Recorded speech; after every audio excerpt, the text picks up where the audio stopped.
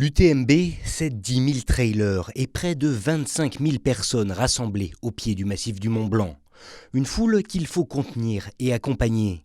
C'est sur ce constat que l'organisation de la célèbre course propose cette année de nombreuses navettes, tant pour les coureurs que les accompagnants et les spectateurs. On va mettre en place un dispositif spécial le vendredi, le jour de la plus grosse affluence avec le départ de l'UTMB, en transportant tous les gens qui arrivent du Pas-de-Valais et de la vallée de l'Arve par la route blanche en navette. Donc on va les faire se garer sur les parkings au niveau de Servoz, les Ouches, le lac, et on les transportera dans le centre de Chamonix en navette.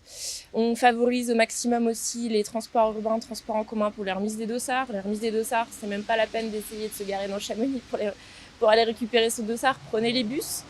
Et puis on a aussi un dispositif spécial pour le Val-Montjoie, aussi pour le passage des courses de l'UTMB sur Saint-Gervais et les Contamines. Soit près de 120 bus et cars qui ont été affrétés de toute la région Auvergne-Rhône-Alpes.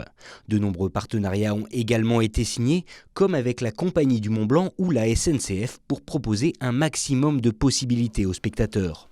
On ne peut pas dire d'un côté, on prétend préserver l'environnement et de l'autre côté ne pas s'occuper de ces événements qui sont extrêmement importants, mais qui peuvent être aussi un peu être les pilotes finalement d'une stratégie globale en matière d'accueil touristique. Puis pour nous, il y a effectivement un côté duplicable parce qu'à Chamonix, il y a un certain nombre d'événements de taille importante et on en est très heureux. Il ne s'agit pas de les renier ou de dire que tout d'un coup on arrête de les faire, mais au contraire de les faire évoluer dans un sens qui soit en phase avec cette qualité environnementale et l'accueil de ces personnes qui viennent profiter de ces beaux événements. Si la plupart des navettes sont gratuites, une réservation reste toutefois obligatoire pour disposer de ces transports en commun.